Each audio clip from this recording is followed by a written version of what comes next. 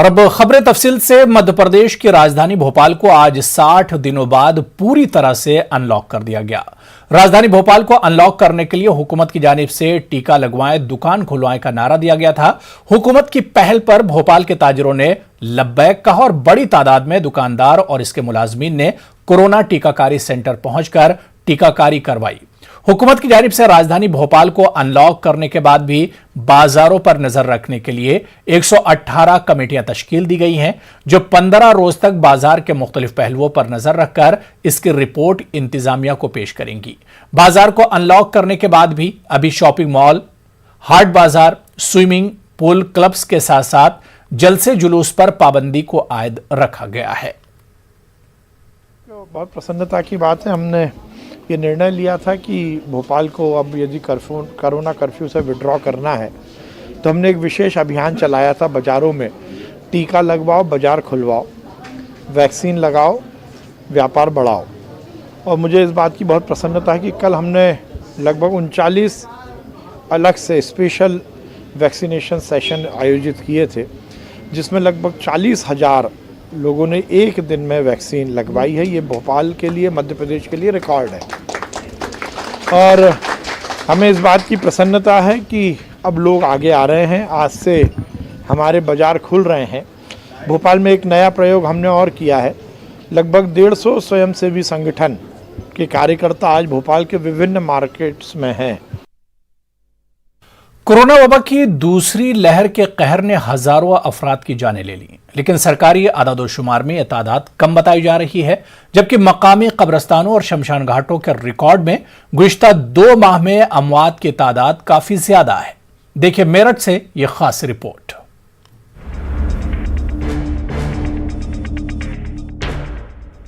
मेरठ में कोरोना वबा की दूसरी लहर में अप्रैल और मई के महीने में कोविड से हुई अमवात का सरकारी आदादोशुमार 360 है, जबकि कब्रस्तानों में तदफीन और शमशान घाटों में आखिरी रसूमात के आंकड़े कुछ और ही हकीकत बयान कर रहे हैं।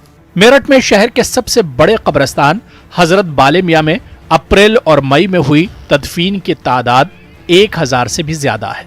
ऐसी ही कुछ तस्वीर शहर के सबसे बड़े शमशान घर सूरज कुंड की भी है, जहां तकरीबन 800 अंतिम संस्कार किए गए।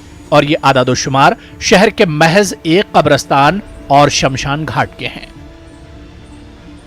तकरीबन 750 जनाजे आए, जिसमें 70-75 तो कोविड वाले ही, डिक्लेयर कोविड वाले। बाकी कुछ लोगों के इंतकाल अगर घर पे हो गया, उन्होंने नहीं बताया है कोविड का या ऑक्सीजन की कमी की वजह से मर गया वो घर पे। बहरहाल दफीना तो उन 700 में उसका भी हुआ ही है, लेकिन डिक्लेयर कोविड वाले जो हैं वो 71 लोग हैं अप्रैल में। और मई में जो जनाजे आए हमारे यहाँ वो 661 जनाजे आए, जिसमें से 61 डिक्लेयर कोविड वाले हैं। और टोटल इन दोनों महीनों में 1087 जनाजे आए। वाले से 50% जनाजे जो है बीमारी की वजह से हैं इंतकालिए।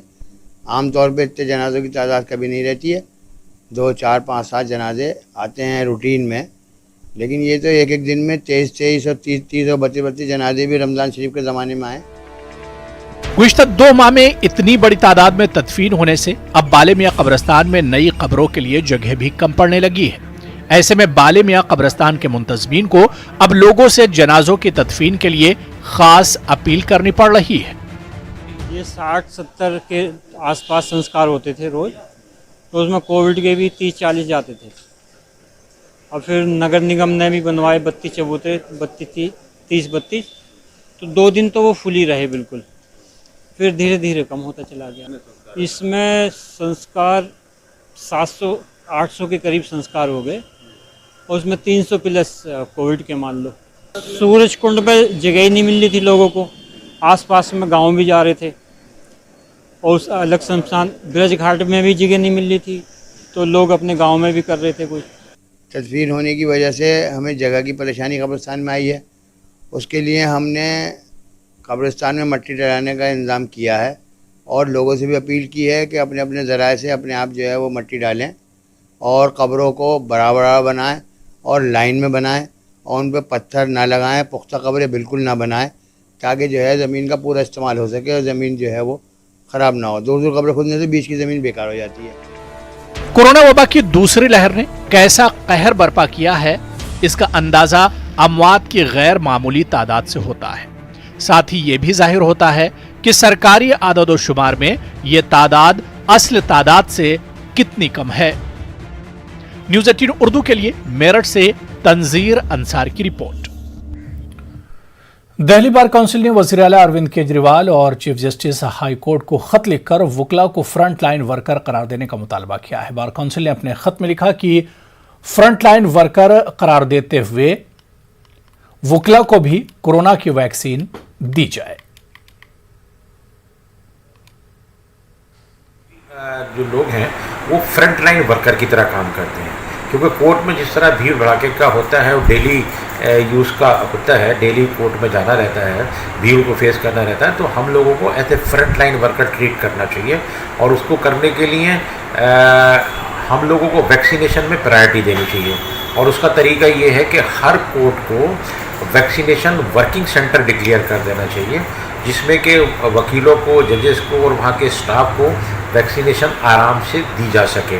इस काम के लिए जो कोर्टों में जगह है वो chief justice of Delhi high court दे सकते हैं, उनको हमने रिक्वेस्ट की है। और इसका इंफ्रास्ट्रक्चर है, स्टाफ है, प्लस वैक्सीन की डोज हैं, इसका अरेंजमेंट हमारे माननीय मुख्यमंत्री जी कर सकते हैं। तो उनको हमने रिक्वेस्ट की है ताकि हमारी इस रिक्वेस्ट पे अमल हो सके और वकीलों को, स्टाफ को और जजेस को प्रॉपर वैक्सीनेशन दी जा सके। कोरोना और लॉकडाउन के सबब वालिदैन के लिए अपने बच्चों की तालीम एक मसला बनी हुई है। कर्नाटक के बिदर के शाहीन तालीमी इदारे ने ऐसी पहल की है जहां गरीब तलबा की मुफ्त तालीम के लिए फंड का इंतजाम किया गया है। 60% फीस शाहीन फाउंडेशन अदा करेगी, 40% फीस एनजीओ के फंड से अदा की जाएगी।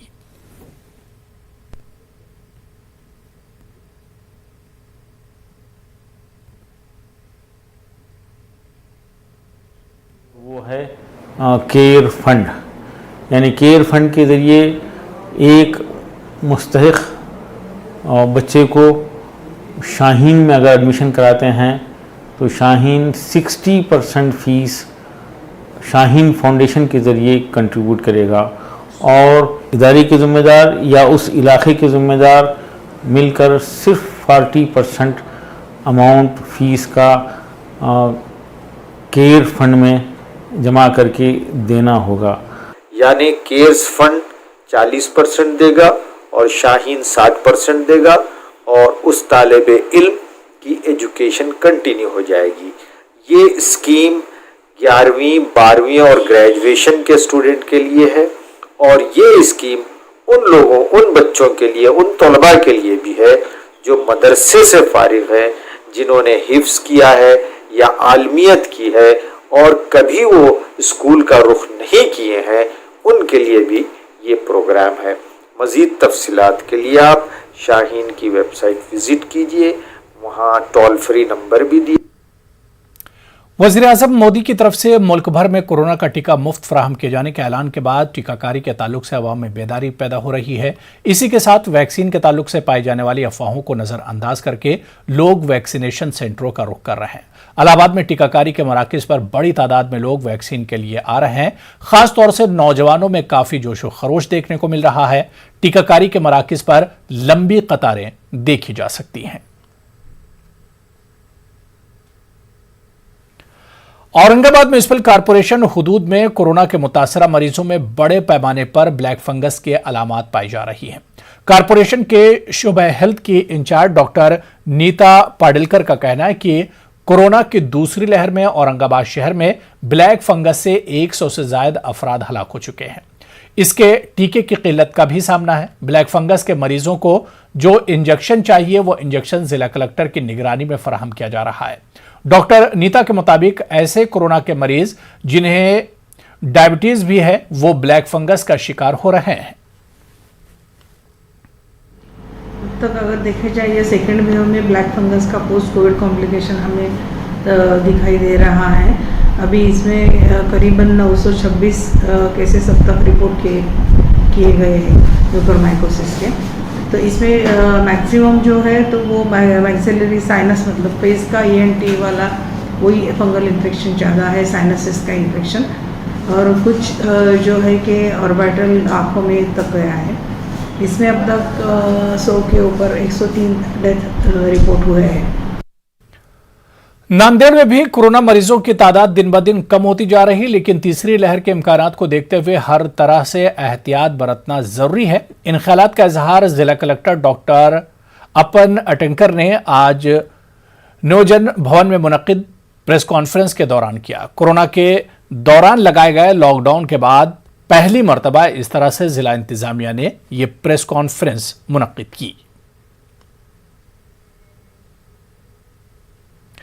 जवाहरलाल नेहरू यूनिवर्सिटी की लाइब्रेरी में तोड़फोड़ का मामला सामने आया है। कोरोना वबा की वजह से लाइब्रेरी फिलहाल बंद है। JNU के कुछ तलबा चाहते थे कि लाइब्रेरी खोली जाए ताकि वो स्टडी कर सकें, जिसे लेकर गार्ड के साथ बहस के बाद हंगामा शुरू हो गया। इस दौरान लाइब्रेरी के शीशे तोड़ दिए गए। इस मामले की शिकायत साउथ वेस्ट जिला पुलिस को दी गई, जिसके बाद पुलिस ने केस दर्ज कर लिया है। बताया जा रहा है कि 30 से ज्यादा तलबा लाइब्रेरी के अंदर जाना चाहते थे, जब सिक्योरिटी गार्ड्स ने इन्हें रोकना चाहा। मरकजी वजीर बराए अक़लियती उमूर मुख्तार अब्बास नकवी ने मुंबई हज हाउस की मुख्तलिफ तामीराती कामों का इफ्तिताह किया।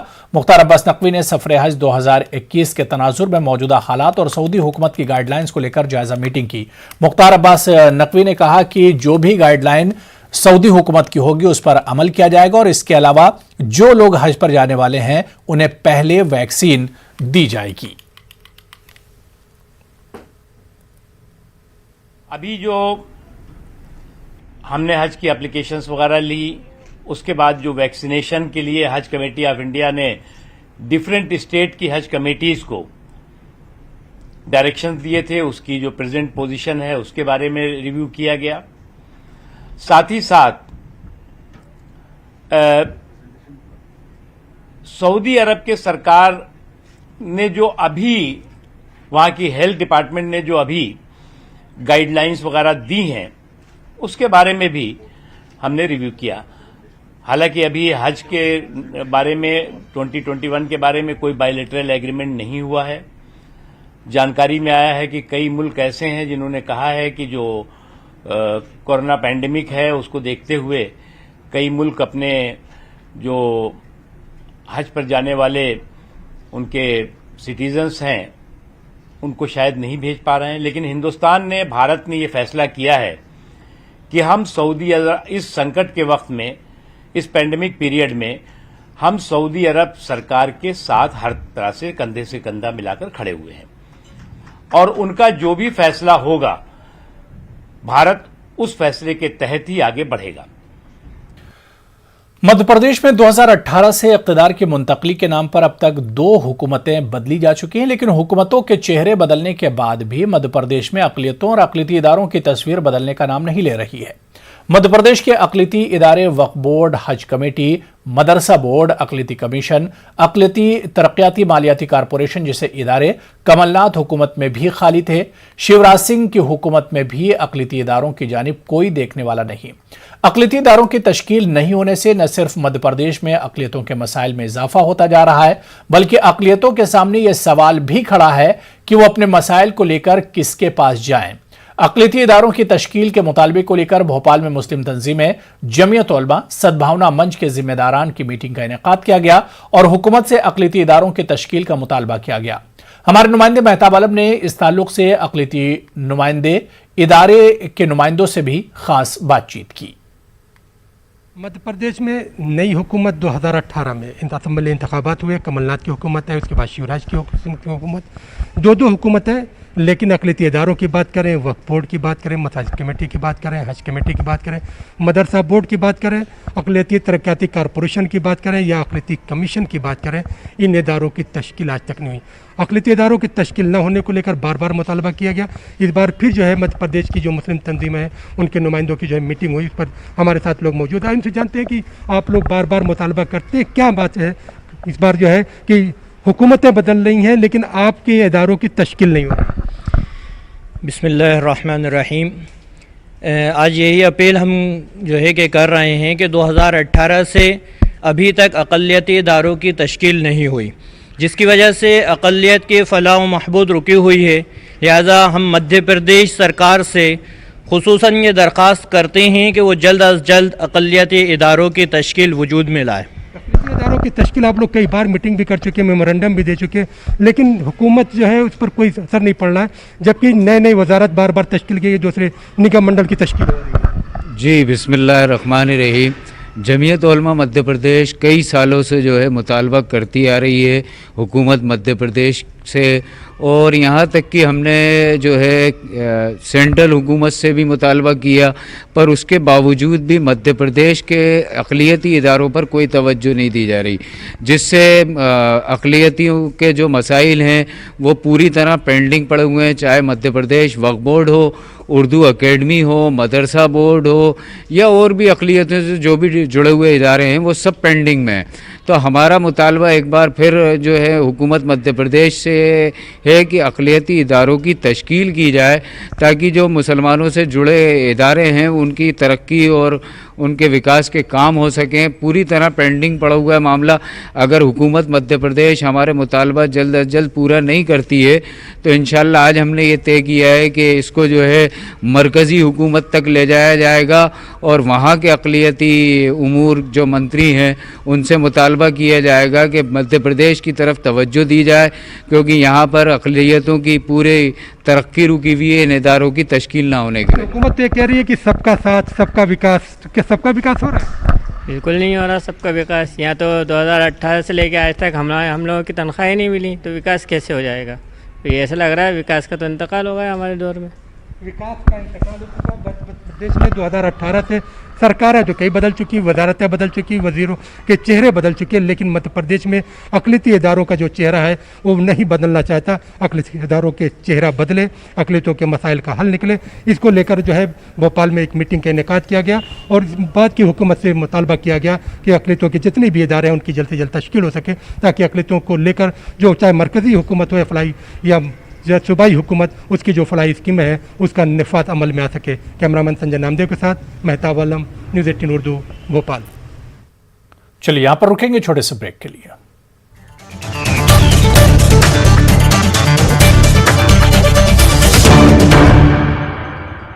जर्म्स को किल करने व इम्यूनिटी को बढ़ाने के लिए पतंजलि ने रिसर्च। बड़े बड़े लोग वीडियो बना रहे हैं, आप गाना जानते हैं तो गाइए या फिर अपना हुनर दिखाइए।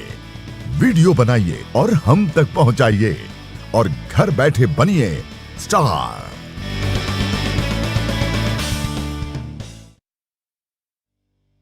न्यूज़ 18 इंडिया आपका पसंदीदा नेशनल न्यूज चैनल उपलब्ध है डिश टीवी के चैनल नंबर 663 और D2H के चैनल नंबर 306 पर। कोरोना की हर खबर देखते रहिए न्यूज़ 18 इंडिया पर। 5 बजे, 6 बजे, 7 बजे या 8 बजे अलार्म आपको हर सुबह सिर्फ नींद से उठाता है, पर जगाता है क्या? मुल्क की हर खबर पर रहेगी हमारी नजर, इसलिए हम लेकर आए हैं आज की ताजा खबर। सुबह के 9 बज चुके हैं। ताजा खबरों की शुरुआत करेंगे, लेकिन सबसे पहले नजर हेडलाइंस पर। तो अब सिर्फ उठिए नहीं, जागिए। सद में आने वाली 5 तारीखी मसाजिद में शामिल ज़ाब्तागंज मस्जिद के सिलसिले में भी इन्हिदामी कार्रवाई का डर जताया जा रहा है, लेकिन मस्जिद की हिफाजत के लिए उठने वाली आवाजों में मसाजिद के तारीखी वर्ल्ड हेरिटेज होने की दलील भी दी जा रही है। आज हम आपको बताएंगे कि यह मस्जिद कितनी कदीम है।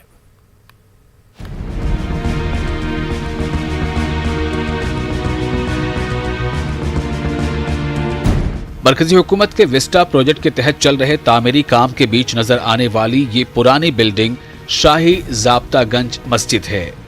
इंडिया गेट के पास मानसिंह रोड पर मौजूद मस्जिद के तर्ज तामीर को देखकर अंदाजा हो जाता है कि यह काफी पुरानी मस्जिद है। मस्जिद को रोहिल्ला सरदार नजीबुद्दौला के बेटे ज़ाब्ता खान ने 1740 में बनवाया था।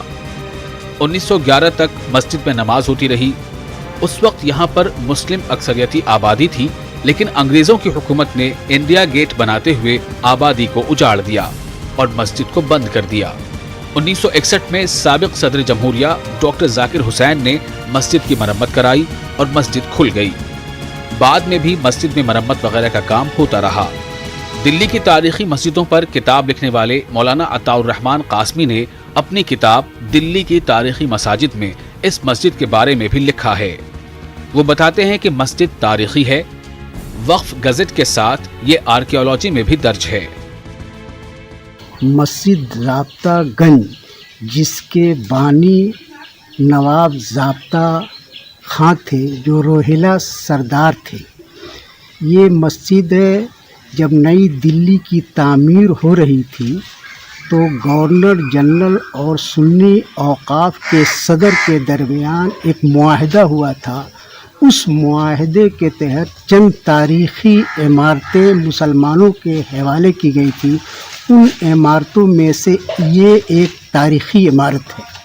ये मस्जिद बाज़ाब्ता गज़ट है और आसार कदीमा के फहरिस्त में भी शामिल है। मस्जिद का स्ट्रक्चर और स्टाइल मेहराबों वाला है। मुगलिया दौर का गुंबद भी मस्जिद में है। 5 मस्जिदों के मामले को लेकर जमीयत उलमा भी मैदान में है। मरकजी वजीर हरदीप पुरी को खत भी लिखा गया है। जमीयत का कहना है कि 100 साल पुरानी इमारत ऐतिहासिक होती है और कानून के हिसाब से उसे तोड़ा नहीं जा सकता। जमीयत उलमा हिंद का एक वफ्द बाकायदा तमाम मसाजिद का दौरा किया है, एक एक चीज़ का जायज़ा लिया, ज़िम्मेदारों से बातचीत की। फिर उस मुलाकात के बाद वापस आने के बाद जमीयत उलमा हिंद के प्रेसिडेंट हज़रत मौलाना सैयद महमूद मदनी साहब ने हुकूमत हिंद को उससे मुताल्लिक जो वजारत है उन्हें ख़त लिखा गया है। अब हमें उनके जवाब का इंतज़ार है। इस सिलसिले में पूरी जमात जमीयत उलमा हिंद हम सब लोग फ़िक्रमंद हैं। अब जवाब आए फिर उसके बाद देखते हैं आगे क्या किया जा सकता है। 280 साल की तो ये तकरीबन है जो इंडिया गेट पे है मस्जिद जी। इसी तरह से पार्लियामेंट वाली जो मस्जिद है वो भी 300 साल से पुरानी है। एक ज़माने तक वाइस प्रेसिडेंट के यहाँ जो मस्जिद थी उसमें नमाज होती थी। तो ये सारी मस्जिदें 100 साल से ऊपर की हैं और ज़ाब्ता यही है कि जो तामीर 100 साल से ऊपर की है, 100 साल ही पुरानी इमारत है, उसे किसी तरह से टच नहीं किया जा सकता, उसे तोड़ा नहीं जा सकता है। दिल्ली में मस्जिदों के मामले को लेकर विवाद गहरा होता जा रहा है, लेकिन अभी तक इस मामले पर मरकजी हुकूमत की तरफ से कोई रद्द अमल या वजाहत नहीं आई है। न्यूज़ 18 उर्दू के लिए दिल्ली से खुर्रम शहजाद की रिपोर्ट। न डरिए न डराइए, सच जानिए और वही बताइए। प्लीज अफवाह मत फैलाइए। वैक्सीन ही है संजीवनी, इसे अपनाइए। और यही काम कर रहा है नेटवर्क 18, जो फेडरल बैंक के साथ मिलकर वैक्सीनेशन को लेकर बेदारी मुहिम चला रहा है, जिसका नाम है संजीवनी अ शॉट ऑफ लाइफ, और काम है बेदारी के जरिए कोरोना को मात देना।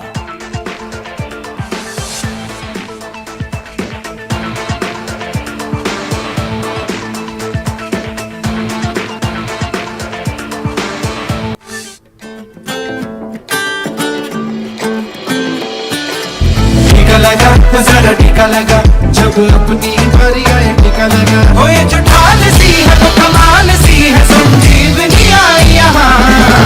टीका लगा, जरा टीका लगा, जब अपनी बारी आए टीका लगा। टीका लगा, जरा टीका लगा, जब अपनी बारी आए। टीका लगा, जरा टीका लगा, जरा टीका टीका टीका टीका लगाया क्या?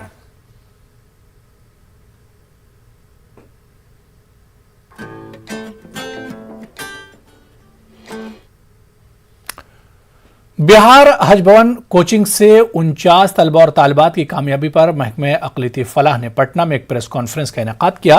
प्रेस कॉन्फ्रेंस से खिताब करते हुए वजीर बराए अक़लियती फलाह जमा खान ने कहा कि नीतीश कुमार की कोशिशों का नतीजा है कि माशी एतबार से कमज़ोर अक़लियती तलबा BPSC के इम्तिहान में कामयाब हुए हैं। जमा खान ने कहा कि मजीद इस तरह की कोचिंग का बिहार के दूसरे अजला में इंतज़ाम होना चाहिए।